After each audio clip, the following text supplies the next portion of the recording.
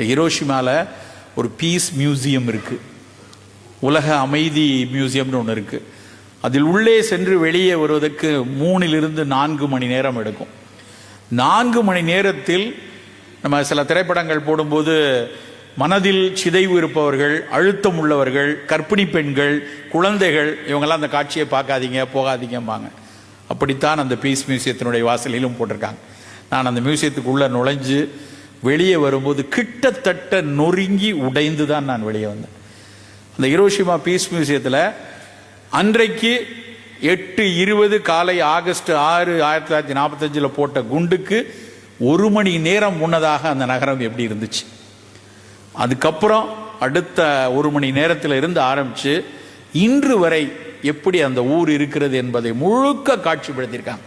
அத்தனையும் உண்மை ஆவணங்களோட, சோடிக்கப்பட்ட ஆவணங்கள் அல்ல, அத்தனையும் புகைப்படங்கள், உண்மையான ஆவணங்கள். அதுக்குள்ளே நுழைஞ்சு போயிட்டு இப்போ நினச்சாலுமே எனக்கு அப்படியே கூஸ்பம்ப் ஆகுது. அவ்வளவு புல்லரிக்க வைக்கிறது அந்த உள்ளே போனால்.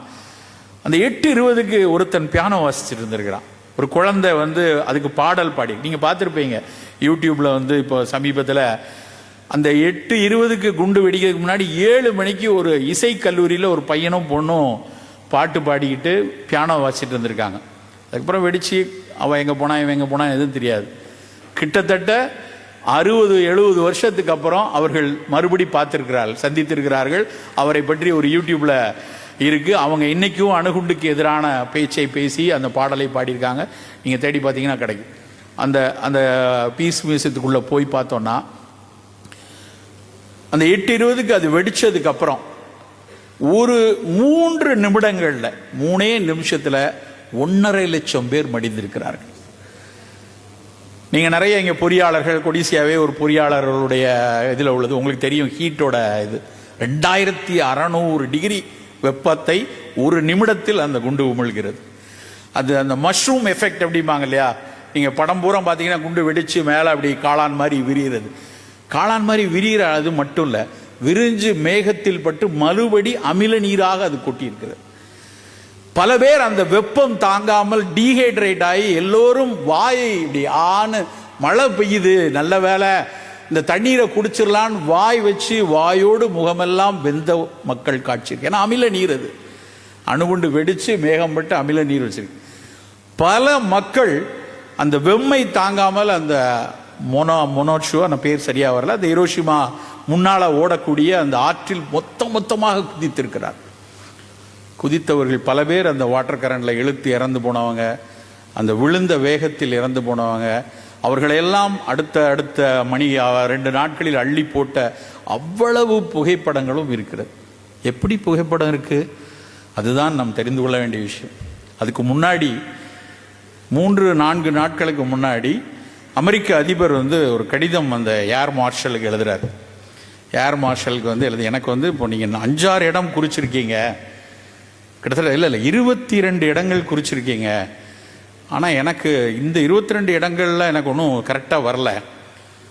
அதிகம் குழந்தைகள் இருக்கக்கூடிய இடம், அதிகம் பெண்கள் இருக்கக்கூடிய இடம், அதிகம் வார்ல பார்ட்டிசிபேட் பண்ணக்கூடிய ஆர்மி மேன் இருக்கக்கூடிய இடம், பள்ளி கல்லூரிகள் இருக்க இடமா பார்த்து செலக்ட் பண்ணுங்க அப்படின்னு பிரசிடென்ட் எழுதின கடிதத்தினுடைய நகல் அங்க இருக்கு. அண்டர்லைன் பண்ணி வைக்கிறாங்க ரெட் லைட்ல, டாப் சீக்ரெட்னு மேல அதுல அதனுடைய நகல் அங்க வச்சிருக்காங்க. அதை பார்த்துட்டு அவங்க சொல்றாங்க, அப்ப டோக்கியோ வேண்டாம், Hiroshima and Nagasaki is best அப்படின்னு இவன் பதில் அனுப்புறான். அந்த பதில் எழுப்பின கடிதம் இருக்கு. அப்போ ஹிரோஷிமா நாகசாகில போடுங்க. போடும்போது முக்கியம், எனக்கு போடுறதுக்கு முன்னாடி 1 ஹவர்ல இருந்தே போட்டோகிராஃப் வேணும். அப்புறம் அந்த மஷ்ரூம் எஃபெக்ட் எப்படி இருக்குன்னு தெரியணும். அதுக்கப்புறம் எவ்ரி 2 ஹவர்ஸ் எனக்கு போட்டோகிராஃப் வேணும். ஸோ அதுக்கு எல்லாரையும் ரெடி பண்ணிக்கங்க. அந்த போட்டோ எடுக்கிறவங்களுக்கு எந்த ஆபத்தும் இல்லாதபடி எடுத்துக்கொள்ளுங்கள் என்று முழுக்க அந்த இராணுவம் புகைப்படத்தால் அத்தனை அவலங்களையும் சேகரித்திருக்கிறது. அதை வைத்து இந்த பிள்ளைகளும் அம்மாக்களும் இருக்கக்கூடிய இடத்துல அந்த குண்டை போட்டிருக்காங்கன்னா எவ்வளவு வன்மம் பிடித்த ஒரு இனமாக மனித இனம் இருக்கும் என்று யோசிச்சு பாருங்க. 1945 இல்லை, இன்னைக்கு வரைக்கும் அதானே நடக்குது. இன்னைக்கு வரைக்கும் காசால இன அழிப்பு நடக்கக்கூடியதாக இருக்கட்டும், இல்லைன்னா நம்ம ஊரில் நடந்த, இலங்கையில் நடந்த இன அழிப்பாக இருக்கட்டும், உக்ரைனில் நடந்த விஷயமாக இருக்கட்டும், ஈரானில் நடக்கிற விஷயமா இருக்கட்டும், எல்லா இடத்துலையும் ஆதிக்கங்களும் ஆளுமைகளும் நடத்தக்கூடிய சாமானிய மக்களினுடைய வாழ்க்கை சிதைத்து எரியக்கூடிய வன்முறைகள், அதை காட்சியாக பார்க்கும்போது பாடத்தில் படிச்சிருக்கோம். நம்ம எல்லாரும் படிக்கும்போது என்ன படிப்போம்? ஆகஸ்ட் 6, 8 தேதிகளில் ஹிரோஷிமா நாகசாகியில் அணுகுண்டு வெடித்தது, அதில் பல்லாயிரக்கணக்கான மக்கள் இறந்தார்கள் சொல்லிட்டு 8ஆம் கிளாஸை பாஸ் பண்ணிட்டு போயிடுவோம், தெரியாது. ஆனால் இப்படியான பயணத்தில் அதை பார்த்து விட்டு மனசெல்லாம் உடைஞ்சு நொறுங்கி போகுது. அதில் ஒரு குழந்தை, பெண் குழந்தை இரத்த புற்றுநோயில் தப்பிச்சிடுறா. ஆனால் தப்பிச்ச பல பேருக்கு இரத்த புற்றுநோய்.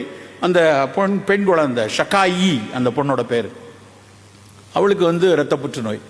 அங்கே ஜப்பானிய மக்களில் ஒரு பழக்கம் என்னன்னா, கொக்கு செஞ்சு இறைவனுக்கு வச்சா, பேப்பரில் கொக்கு செஞ்சு இறைவனுக்கு வச்சா நோய் போயிடும், 1000 கொக்குகளை செய்து வைக்க வேண்டும் என்று அந்த பெண் குழந்தை ஷகாயி கொக்கு செஞ்சு அப்படி பக்கத்தில் புத்தர் சாமிக்கு வச்சுக்கிட்டே இருக்காங்க. அப்போ அது தெரிய ஆரம்பிச்சு, அங்கே இருக்கிற மக்களுக்கெல்லாம் தெரிய ஆரம்பிச்சு, அவளுடைய உடல் வாடிக்கொண்டே போகிறது, வதங்கி கொண்டே போகிறாள். கிட்டத்தட்ட 660வது கொக்கு செய்யும் பொழுது அவள் உடல் பிரிந்து விடுகிறது. ஒட்டுமொத்த ஜப்பானிய குழந்தைகளும் இன்றைக்கு அந்த ஷகாயின் கொக்குகளை செய்து அவளுடைய கல்லறையில் வைத்து கொண்டே இருக்கிறாங்க. அந்த குழந்தை, அந்த ஷகாய் குழந்தையும் அந்த கொக்கு சிலையும் அந்த பீஸ் மியூசியத்தினுடைய முன்னாடி நிற்குது. அது முன்னாடி நின்று தான் எனக்கு உடைந்து போயிட்டேன். என்ன மக்களாக இருக்கோம் நம்ம! எந்த யானையாவது, யானை கூட்டம்லாம் சேர்ந்து பக்கத்து வீட்டு யானை கூட்டத்தை போய் குண்டு போட்டோ இல்லை அடிச்சு நொறுக்கியோ துவம்சம் பண்ணியிருக்கா?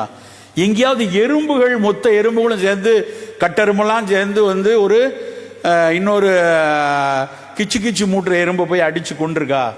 எங்கேயாவது எலிகள், சுண்டெலிகள்லாம் சேர்ந்து இன்னொரு எலிகளை கொள்கிறதா? எங்கேயாவது திமிங்கலங்கள், ஒரு திமிங்கல கூட்டமும் இன்னொரு திமிங்கல கூட்டம் கொள்ளுதா?